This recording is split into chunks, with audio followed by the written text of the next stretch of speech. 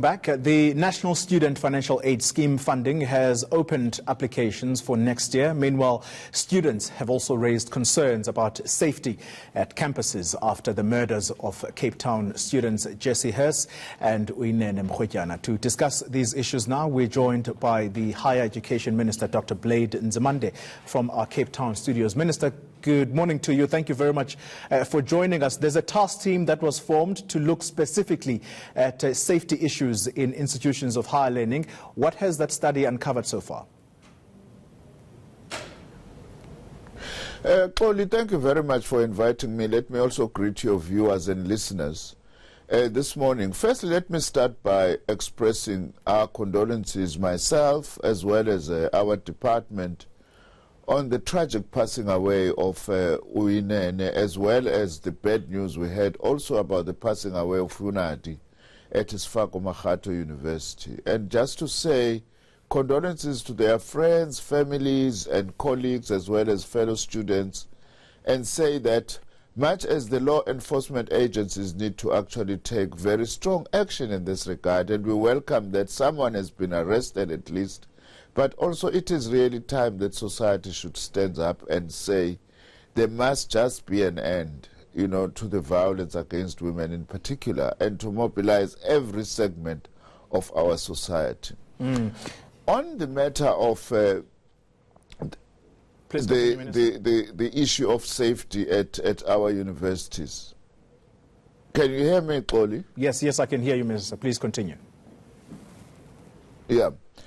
On the issue of safety, as you have said, we have been engaging with our institutions of higher learning on the questions of safety, and also there is a ministerial task team that was established by my predecessor, Minister Pando, to actually look at the whole issue of gender-based violence, as well as the issues of safety of women in particular, but generally everyone on our campuses.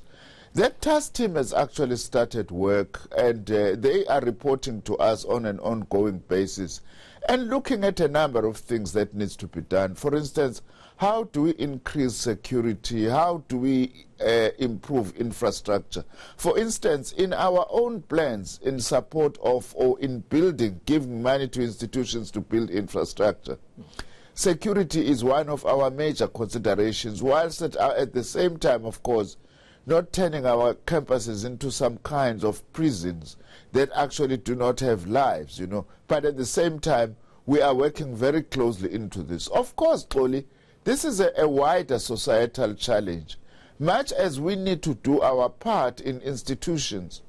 But as I say, it's important that law enforcement agencies become tougher on this, as well as the mobilization of communities, students, and everyone, to say that this thing of actually attacking and violating women and children in our society, we just need to stand up and say enough is enough. Minister, let me take this opportunity whilst I have you.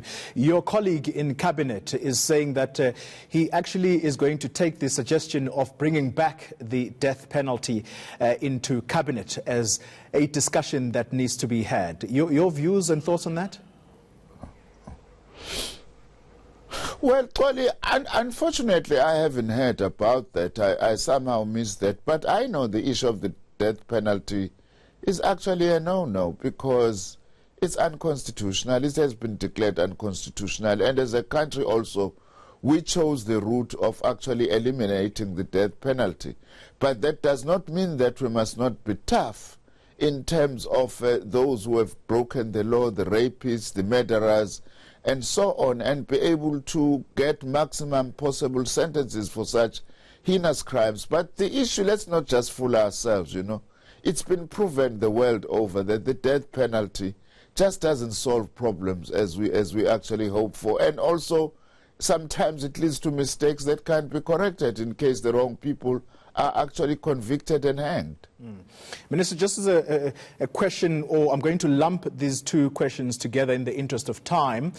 Firstly, the NSFAS funding has opened for the 2020 intake. That's always a major headache for your department. How are you navigating that?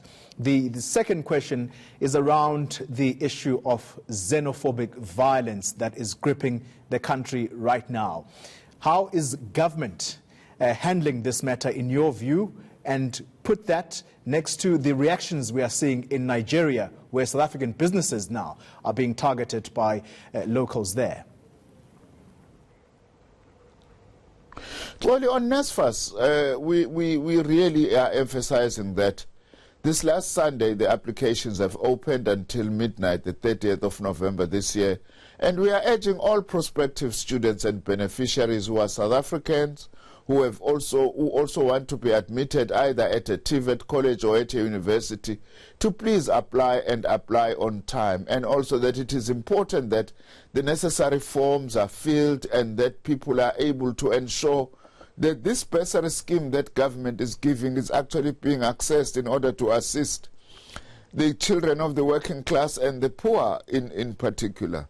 So we are really saying, let's not wait till the last moment, but let's actually start applying right now. On the second issue, Xoli, that we are saying, of course, as government, we are concerned. The president has already said it, that the attack on foreign nationals is not something that we should allow. It's not something that we should actually tolerate. But also at the same time, the Minister of Police has pointed out to a fact that also there is a strong criminal element here. Much as there may be people who are opportunistically saying, we are fed up of foreign nationals, but what is becoming clearer is that there is a strong criminal element. It's not only shops of foreign nationals or only Nigerians for that matter that have actually been vandalized, but even South African shops have been vandalized. I think that what we need to face as a country, which also is government's approach, is that we admit that as a result of the poor economic situation, not only in South Africa, by the way, Xoli, which is another factor that we have to put into account, there is social distress and economic malaise in the entire Southern African region. Because South Africa is a relatively developed of all the countries in the region. So you have this southward migration to South Africa for economic populations. And then you absorb poor people from the rest of the region to actually then be together with and seek to access the resources of poor South Africans themselves. And this creates this kind of a situation that criminality thrives in the name of fighting against xenophobia and so on. The big challenge that we face, South Africa and the region as a whole, is to turn around our economies so that our economies begin to grow, begin to actually create jobs, such that we do not have a situation where poor people are actually killing other poor people. And that is not the solution.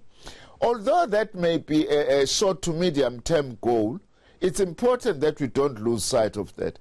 In the immediate, government has committed that the law enforcement agencies must just work very, very hard to actually nip this in the bud and actually be able to arrest the criminals who are doing this. And we do not accept the fact that South Africans are xenophobic, much as we understand that there are indeed real pressures facing poor people who are South African, as well as poor people who think that they may be able to make a better life if they actually migrate south to South Africa from the rest of the region. Minister, thank you very much for your time and your thoughts there. Higher education.